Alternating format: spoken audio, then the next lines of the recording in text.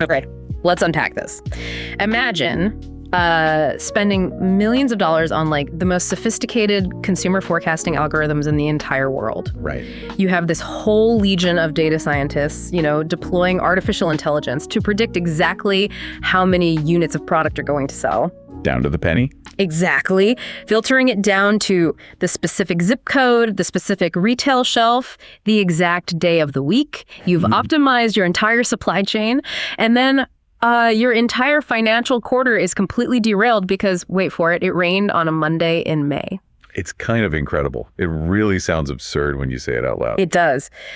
But today we are looking at the just chaotic, highly unpredictable reality of the Clorox Company, ticker symbol CLX. Yeah, we're breaking down their Q4 2026 earnings call for you today. Because if you're a retail investor trying to decipher what is actually happening beneath the surface of this massive legacy American brand, you need the real story. And if you're familiar with their talk tickers format, you already know the drill. Right. We're data forward. We keep the Wall Street jargon firmly in check.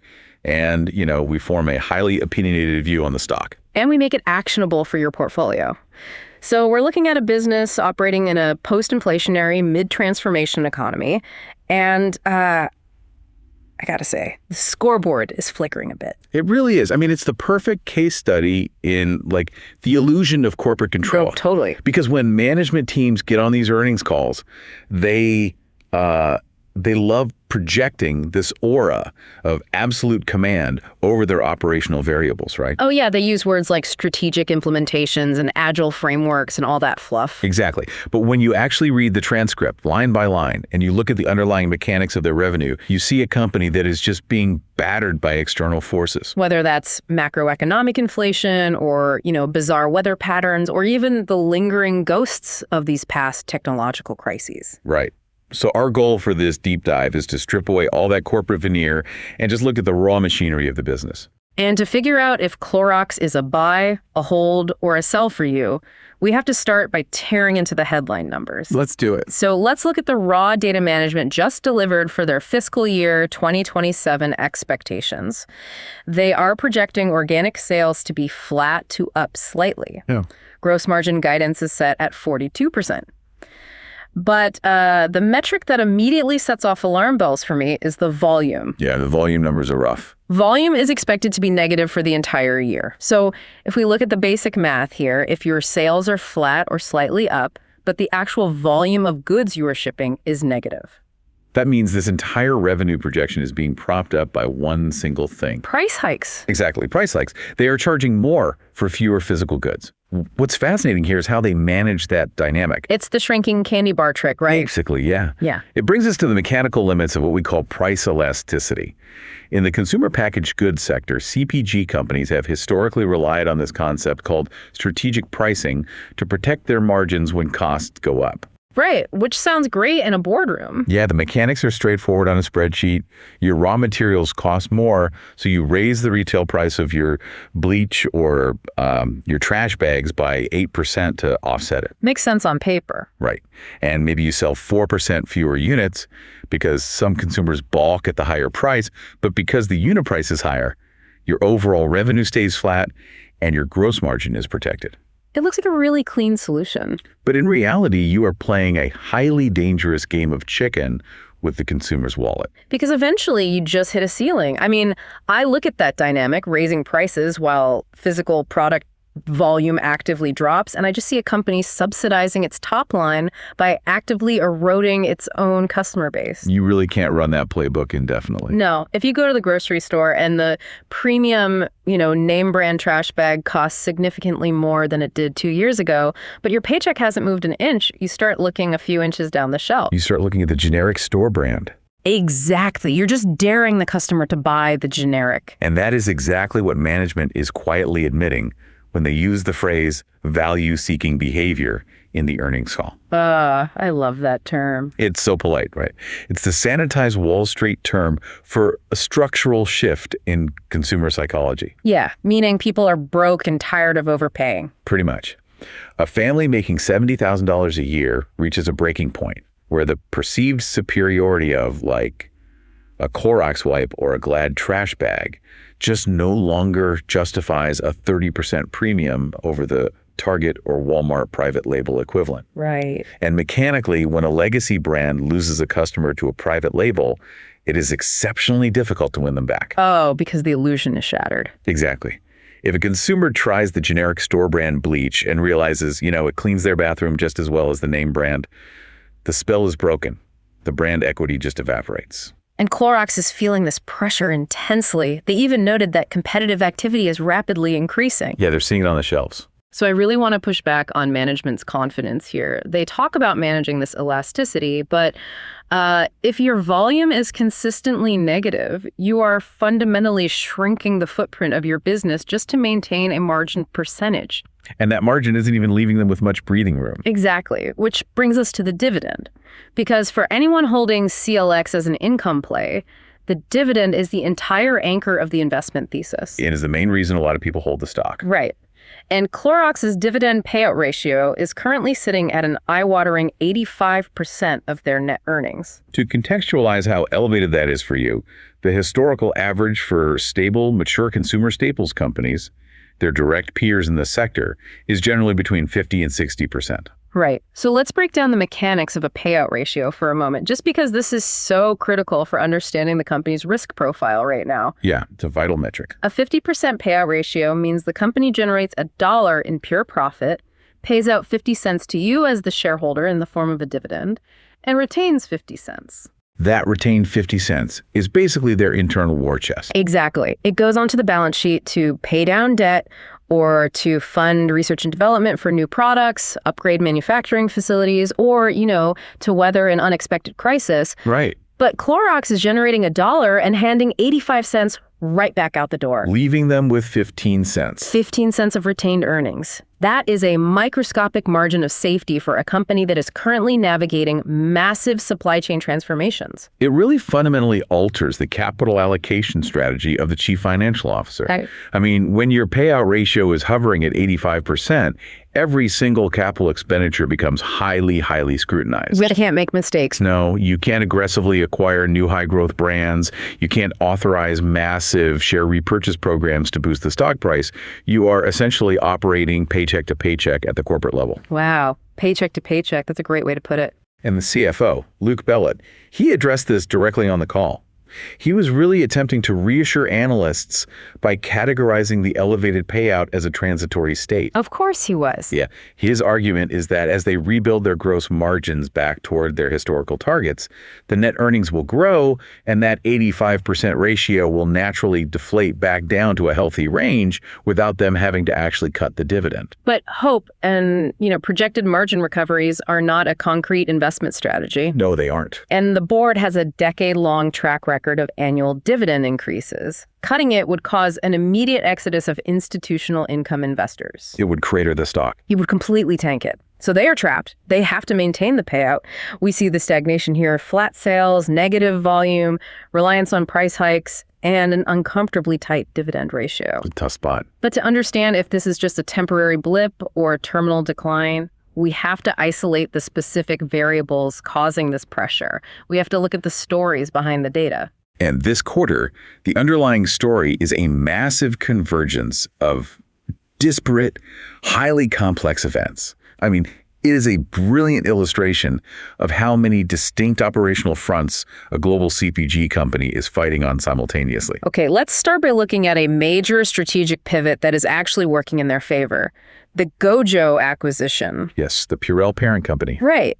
Clorox acquired them, and according to the Q4 data, it was fully accretive to earnings, meaning it didn't just break even, it actively added to their earnings per share right out of the gate. And it's projected to grow in the mid-single digits. But what's really fascinating here is how absorbing Purell fundamentally rewires Clorox's profit and loss statement. Yeah, the mechanical shifts on the P&L are very revealing. If you look at the sources, integrating Gojo dilutes Clorox's overall gross margin by 0.5 point. Okay. It increases their selling, general, and administrative expenses, their SG&A, by just under 1 point.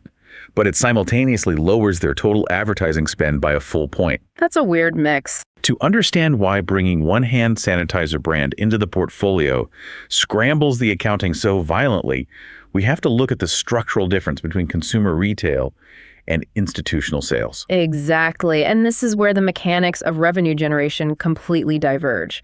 Because Clorox's legacy business, the bleach, the wipes, the salad dressing, is heavily reliant on the retail grocery aisle. Very B2C, business to consumer. Right. And to win in that environment, you are fighting a daily, brutal war for consumer attention. You're spending tens of millions of dollars on television commercials, targeted social media campaigns, and paying these exorbitant slotting fees to grocery stores just to secure premium eye-level shelf space. The customer acquisition cost is incredibly high. Because you have to convince an individual shopper one bottle at a time every single week, but because you are selling single units at a retail markup, your gross margin on those specific items is robust. Purell operates in an entirely different commercial universe. Oh yeah, it's totally different. Gojo's dominant market share isn't driven by end caps at the local supermarket. It is driven by institutional contracts. Right, B2B. Business to business. Exactly. Their installed base consists of hospital networks, public school districts, massive corporate office parks, international airport terminals. Places that buy in bulk. Huge bulk. Yeah. When you're operating in that institutional space, the mechanics of customer acquisition completely flip. You don't need to run a multi-million-dollar ad campaign during a football game to convince a hospital procurement director to purchase 3,000 gallons of hand sanitizer. No, they don't care about a catchy jingle. Right. The contract is negotiated behind closed doors, and it often lasts for multiple years. That is exactly why Clorox's overall advertising expense line dropped by a full percentage point the exact moment Gojo was integrated. The marketing requirement just vanishes. That is wild, but you don't get that stability for free. You trade margin for volume. Precisely. Because when a hospital network signs a 3-year contract to buy hand sanitizer by the literal ton, they are demanding severe bulk discount pricing. So you're selling massive quantities at a significantly lower unit price than you would at retail. Therefore, the gross margin on those institutional sales is inherently lower, which explains that half-point dilution to Clorox's consolidated gross margin we mentioned. That makes perfect sense. And furthermore, you don't manage a hospital contract with a marketing team. You manage it with a highly specialized, dedicated sales force that constantly services those institutional relationships. Right, checking on the accounts. Negotiating renewals, managing the physical dispensing equipment installed in the facilities. That increased headcount in the sales department explains the slight bump in SG&A expenses. I look at this acquisition, and despite that slight gross margin hit, I think it's an absolute masterstroke for the exact reason we discussed earlier, that 85% dividend payout ratio. That's a huge defensive play. Clorox desperately needs a bedrock of predictable, recurring cash flow to support that dividend while they fix the rest of the business. Retail grocery sales are volatile, They fluctuate based on consumer sentiment and competitor promotions. But an institutional contract. Exactly. A major hospital system is not going to suddenly rip out 5,000 wall-mounted Purell dispensers and replace them with a generic brand just to save a fraction of a penny per ounce. No, the switching costs are way too high. The labor required to change the physical infrastructure basically negates the savings, so they're locked in. Clorox effectively bought an annuity stream of cash flow to stabilize their balance sheet. It creates a structural floor beneath their earnings. It's a highly defensive maneuver that insulates a portion of their revenue from the whims of the retail consumer. Yeah. But, while the institutional side of the business provides stability, the retail side remains dangerously exposed to variables that management just cannot control. Which brings us back to the reality of the Kingsford charcoal business and just the sheer chaos of seasonal inventory mechanics. It's a mess. The earnings call revealed that Kingsford had an absolute disaster of a grilling season, and the catalyst was entirely meteorological. We're talking about extreme, anomalous weather patterns that completely paralyzed the entire category. It's a phenomenal example of the bullwhip effect in consumer goods supply chains. Yeah. And it really highlights how deeply vulnerable seasonal product lines are to hyper-local disruptions. Right. Because the data points from the quarter paint a bleak picture for outdoor retail. Memorial Day is structurally designed to be the massive inflection point for the entire American grilling season. It's the kickoff. Exactly. Yeah. CPG companies spend months staging inventory, loading up distribution centers, and pushing massive pallets of charcoal into the back rooms of hardware stores and supermarkets in anticipation of that single 3-day weekend. But this year, Memorial Day was unseasonably cold, and torrential rain swept across the majority of the crucial United States markets. People just stayed inside. Consumers simply did not go outside, they canceled their barbecues, and they did not buy charcoal. Yeah. And because of the mechanics of retail inventory, that creates an immediate cascading bottleneck. When a highly seasonal, bulky item, like, 20-pound bags of charcoal, fails to sell through on the designated holiday, it doesn't just hurt the quarterly revenue. It physically clogs the retail channel. The physical space is gone. Yeah. A store manager at a major home improvement retailer suddenly has 50 pallets of unsold charcoal taking up critical floor space that was supposed to be cleared out for the next seasonal rotation. They need that space for lawnmowers or whatever. Exactly. Yeah. This forces the retailer into a defensive posture. They immediately pull back on future orders from Clorox because they have to burn through the trapped inventory first. So the supply chain just completely seizes up. And then you fast forward to the 4th of July, which is the undisputed Super Bowl of the charcoal category. The biggest weekend of the year. If you miss Memorial Day, this is your one chance to salvage the season. But the weather flipped to the absolute extreme opposite. The data shows that 185 million Americans were under severe heat advisories. Unbelievable. We saw nearly 150 Bailey city temperature records shattered. It was physically dangerous to stand outside over an open flame, so the category collapsed again. And this is where management made a critical tactical error that they were forced to admit on the call. Oh, this was painful to read. When retailers panicked about the trapped inventory and the collapsing demand, they pressured Clorox to pivot their strategy. Instead of focusing on large, premium, high-margin bags of charcoal, they shifted their promotional dollars to prioritize smaller bags on deep discount. Right, hoping to capture whatever value-seeking consumers were still willing to brave the heat. Exactly. Management openly admitted this was a mistake. They stated they will not repeat it next year. They argued it's fundamentally better to load consumers with larger sizes early in the season. But let's break down the mechanics of why shifting to smaller bags destroys value in a seasonal category. Because I don't think this was just a proactive mistake by Clorox. This really sounds like retailers strong-arming them to clear shelf space at any cost. I agree completely.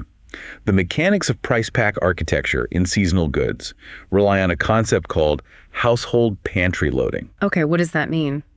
When a consumer buys a massive double pack of 20-pound charcoal bags early in the season, two things happen. First, Clorox secures a large chunk of upfront revenue at a favorable margin because the packaging cost per pound is lower. Right. Economies of scale on the packaging. Second, and more importantly, by physically placing 40 pounds of charcoal in the consumer's garage, you guarantee their loyalty for the rest of the summer. Oh, that makes sense. Every time they decide to grill, they're using your product. They are not going back to the store to comparison shop. Right, you take them out of the market entirely. They have enough charcoal for the whole season. Exactly. But when you panic and push heavily discounted small bags, you erode your margins immediately. Furthermore, a small bag only lasts for 1 or 2 barbecues. You are forcing the consumer to make another purchasing decision a few weeks later. And when they go back to the store for that second purchase? They might look at the generic brand. Or they might just decide to use a gas grill instead. By abandoning the large pack strategy, Clorox sacrificed their margins and willingly gave up their monopoly on the consumer's summer grilling habits. It is a brutal lesson in category management. I mean, you can have a perfectly optimized supply chain and a brilliant marketing campaign, but if the thermometer hits 105 degrees on the 4th of July, your inventory is dead money. Dead money. But, extreme weather was not the only hangover Clorox was dealing with this quarter. We really must examine the ongoing structural fallout from the severe cyber attack they suffered previously. This is a huge story. Management noted that they have finally fully recovered the physical and virtual distribution shelf space that they lost during the weeks their systems were paralyzed. But recovering physical shelf space does not equate to recovering consumer trust. No, and this is a critical distinction in the CPG landscape.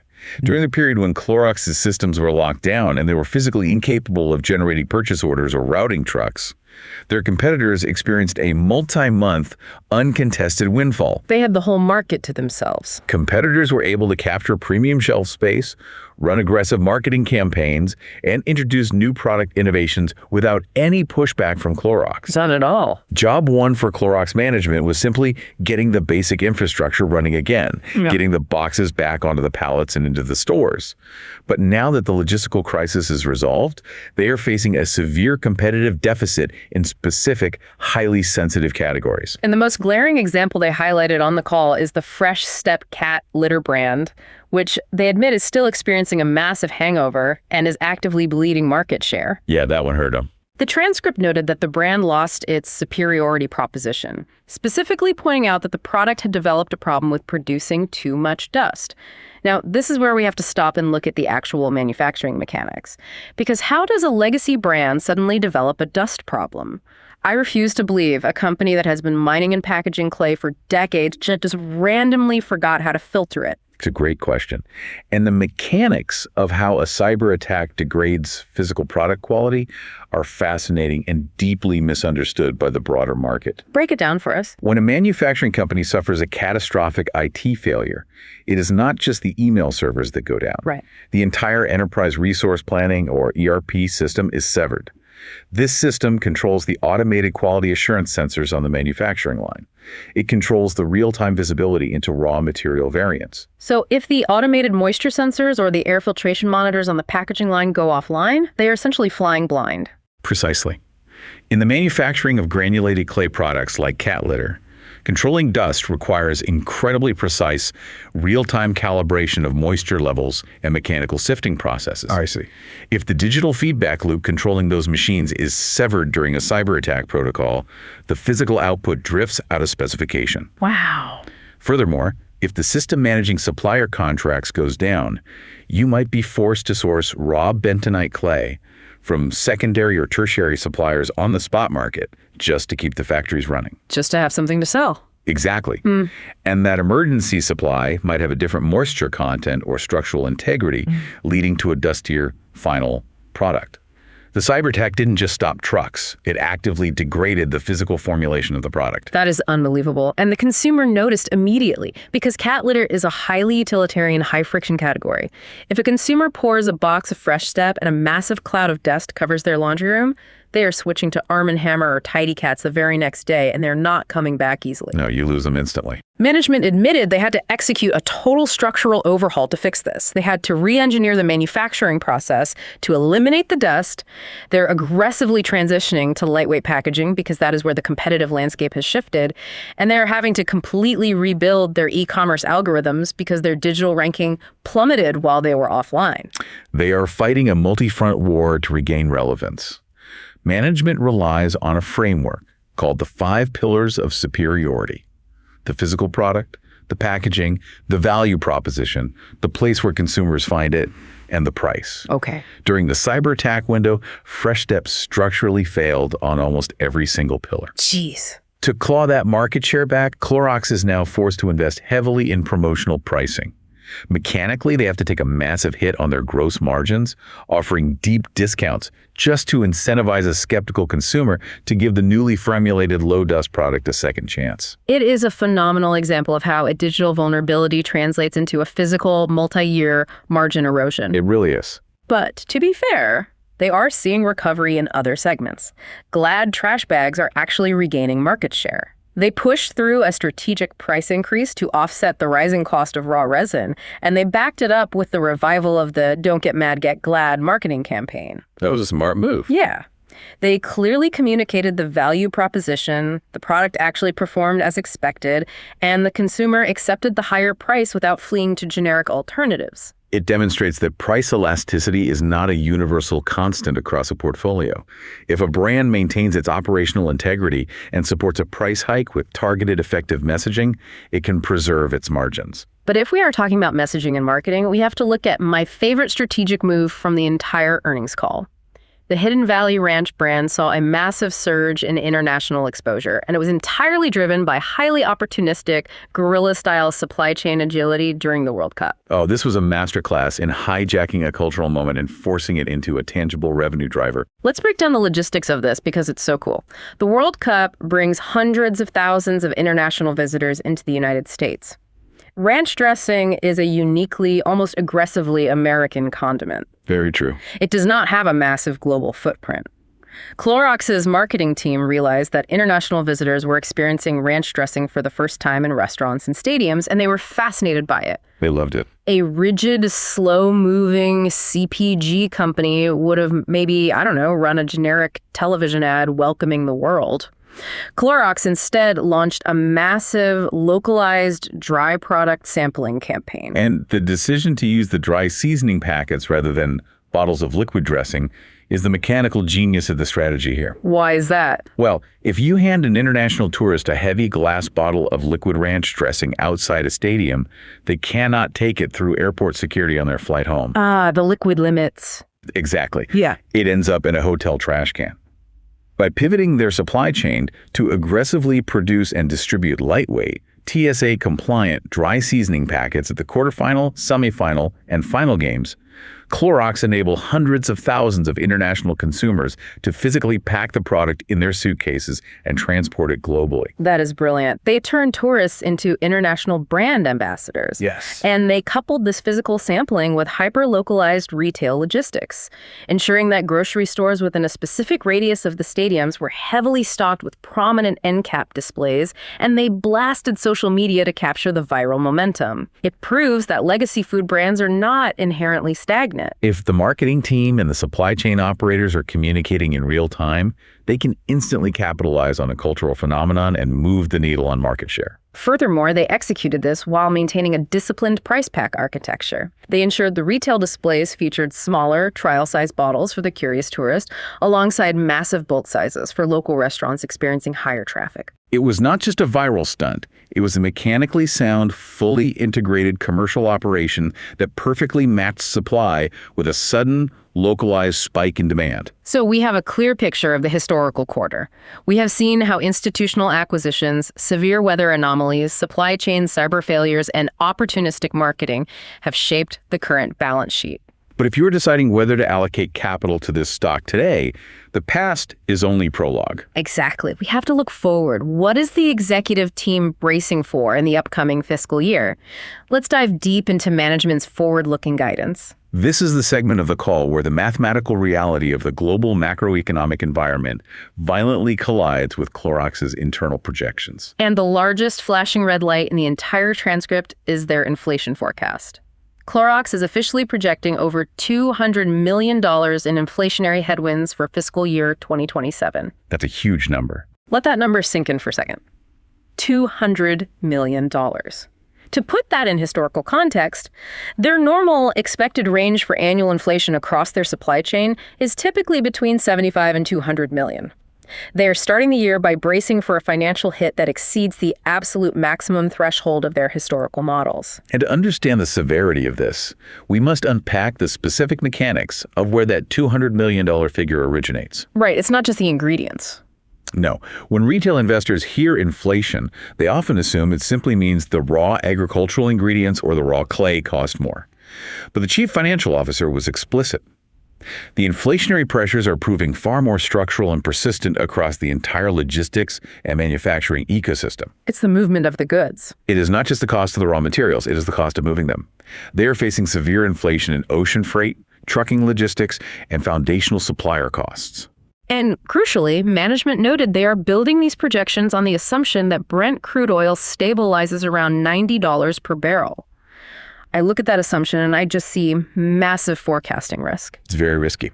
If you are manufacturing plastic bottles for bleach, resin for Glad trash bags, and fueling fleets of diesel trucks to deliver them, your margin sensitivity to the price of crude oil is extreme. What happens if geopolitical tensions in the Middle East escalate further?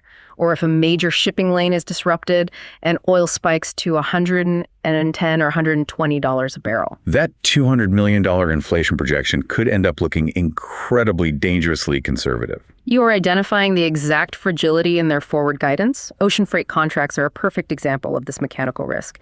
CPG companies typically secure a blend of long-term contracted rates and short-term spot market rates for shipping containers across the Pacific. If global shipping lanes are disrupted, the spot market market rates can quadruple in a matter of weeks. If Clorox has to secure emergency logistics on the spot market to keep their factories running, that $200 million estimate shatters. The compounding nature of logistics inflation is incredibly difficult to hedge against over a 12-month horizon. And management knows this is going to be painful, which is exactly why they are trying to manage Wall Street's expectations regarding the timing of these pressures. They explicitly warned analysts to expect a slower start to the fiscal year, characterizing it as a Q1 timing blip. A blip, sure. They are forecasting that this massive $200 million inflation hit will be heavily front-loaded into the first 6 months of the year, compressing margins severely in the near term. But then they're asking investors to trust that gross margins will magically recover and expand in the back half of the year. How exactly do they plan to execute that recovery when the consumer is already exhausted by price hikes? That's the million-dollar question. Because they have reached the limit of price elasticity, they can no longer simply pass that $200 million bill onto the consumer. They must absorb it internally. The mechanism they are relying on to save their margins is aggressive, systemic productivity gains. Which brings us to the most painful, disruptive corporate mechanism of all, the Enterprise Resource Planning System, or ERP. Oh, ERP? For anyone who has ever worked in a large corporation, the mere mention of an ERP transition induces a cold sweat. It is the bane of every operational employee's existence, but it is the ultimate holy grail for a CFO looking to extract efficiency. Let's break down the mechanics of an ERP transition to understand why Clorox views this as their margin savior. For years, Clorox, like many legacy manufacturing companies, operated on a highly fragmented, somewhat manual back-office architecture. Right. You had the procurement team using one set of software to buy raw materials. You had the manufacturing plants using a different system to track inventory. And the logistics team managing shipping routes on spreadsheets. Sounds like a nightmare. The systems did not talk to each other in real time. It is the equivalent of a major city relying on human traffic cops blowing whistles at every single intersection to manage rush hour. It is slow, reactive, and prone to massive inefficiencies. But for the past year, Clorox has been dragging their entire global operation through a brutal technological transition, implementing a unified, automated ERP system, and during that transition phase, it actually destroys productivity. Employees are forced to learn entirely new digital workflows while trying to maintain customer service levels. Orders get lost, supply chains hiccup, and the company actively bleeds money paying external software consultants. But management announced on this call that the implementation phase is finally complete. They have crossed the desert and are now entering the stabilization phase.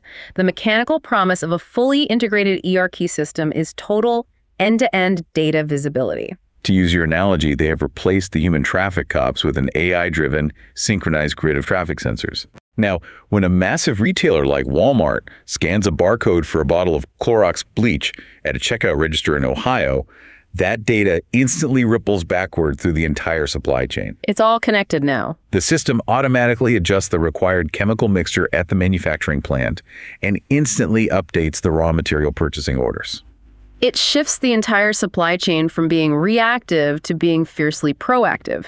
Because the planning algorithms are vastly more accurate, Clorox no longer has to keep millions of dollars of safety stock sitting idle in warehouses just in case demand spikes. They can lower their inventory carrying costs. They can automate their order-to-cash accounting functions, requiring less manual labor in the finance department. And this leads to the most aggressive financial claim made by the CFO on the entire earnings call. Oh, this is bold. Luke Bellet stated that the resulting productivity gains in their SG&A line, driven almost entirely by this new ERP system and a structural shift towards centralized global business services, are expected to completely offset the inflation hit on that specific line item next year. He went on record stating that on a comparable basis, total internal productivity will be greater than the macroeconomic inflation impacting their SG&A. That is a staggering assertion. I mean, if they can actually execute on that, if they can squeeze enough automated efficiency out of their back office to neutralize ocean freight inflation and rising labor costs, it proves that the operational agony of the ERP transition was entirely justified. But execution is the operative word. An ERP system is only as effective as the human beings utilizing the data. And that brings us to the final and perhaps most critical variable in this entire equation. Who is going to be steering the ship? Executive leadership is the ultimate filter through which all of these strategic initiatives must pass. Management dropped a major transition on this call. CEO Linda Rendell is officially stepping down. Huge news. She informed the board in May of her intent to transition out due to personal health challenges. She graciously noted on the call that she's currently doing well and is cancer-free, which is wonderful news, but the reality is she will be leaving the post. The board has hired an external search firm, and they are actively looking for a new chief executive officer. Right. So put yourself in the shoes of a retail investor looking at this board. You have a company facing $200 million in front-loaded logistical inflation. You have a consumer base that is tapped out and actively rejecting further price increases.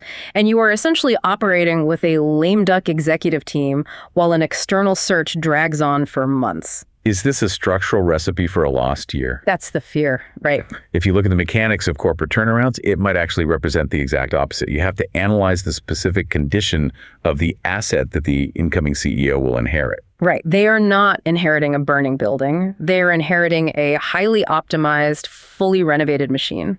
Exactly. Consider the tenure of the outgoing administration. The truly brutal, structurally unpopular work has already been executed.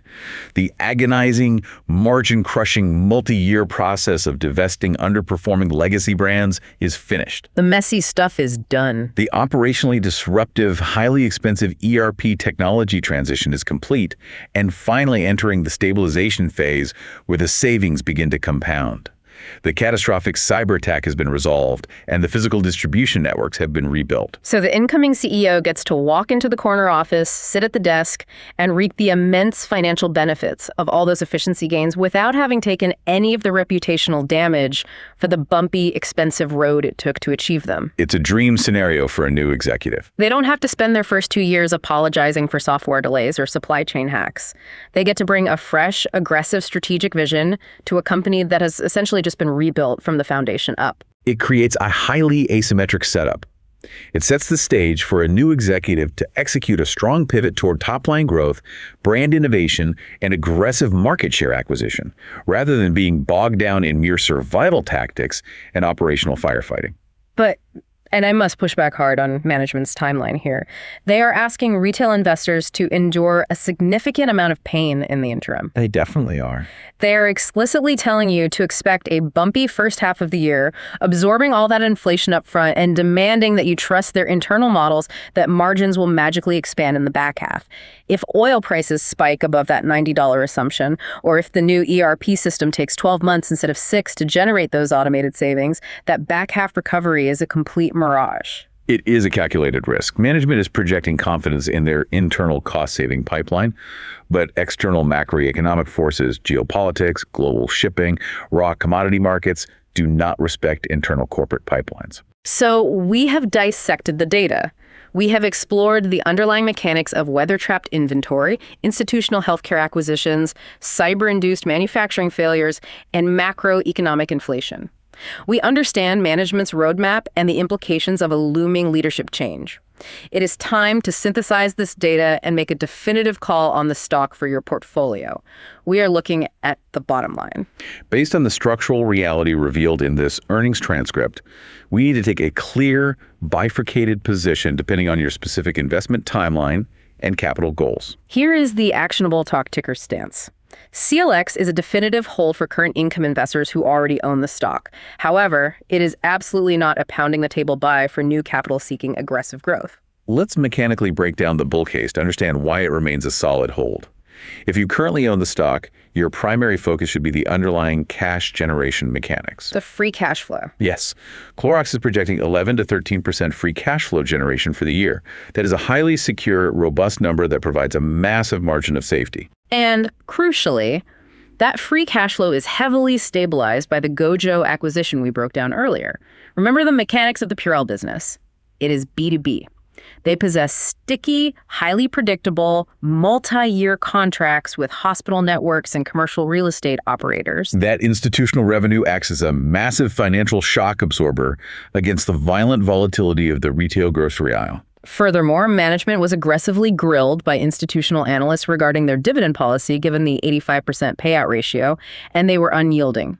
The dividend is structurally safe. They are not cutting it. The board values their decade-long track record of annual increases above almost all other capital allocation priorities, and they fully intend to maintain it through this transition. So if your portfolio relies on this stock purely for the quarterly income yield, the mechanics support that strategy. You are getting paid while you wait. But then we flip the ledger and examine the bear case. And this is exactly why this stock is not an aggressive buy for fresh capital today. There is simply no near-term operational catalyst for massive capital appreciation. The stock is not primed for a sudden, violent breakout. You are facing a compounding series of headwinds. You have an impending CEO transition, which inherently creates strategic paralysis for the next 6 to 12 months as the organization waits for new marching orders.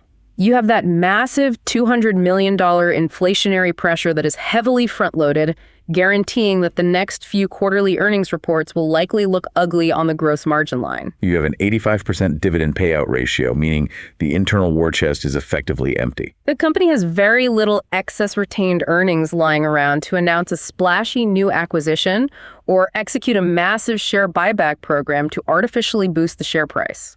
And most critically, you have negative volume trends. They are physically manufacturing and selling fewer items. This raises the ultimate question regarding the structural limits of price elasticity in the modern economy. Can Clorox truly continue to hike prices on Glad trash bags and fresh step litter without pushing the retail consumer completely permanently into the arms of private label generic brands? Management believes their internal tools, their optimized price pack architecture, their targeted digital marketing can navigate it. But at a certain physiological point, a trash bag is just a piece of plastic to a consumer struggling to pay rent. Exactly. There is an absolute ceiling to what the working class will pay for a brand logo. So, to synthesize this complex machinery into a single actionable takeaway for you, you are being paid to wait. If you own the stock, you collect a reliable dividend yield while the new ERP system slowly grinds out those internal back-office savings, and you wait patiently while the board finds a new CEO to take the wheel of a newly optimized machine. But you must expect a highly volatile, bumpy ride in the first half of the year as inflation hits the income statement. If you do not currently own it, there are far more efficient places to deploy your growth capital right now. Wait for the smoke to clear on this executive transition before stepping in. It is a profound transitional period requiring extreme patience.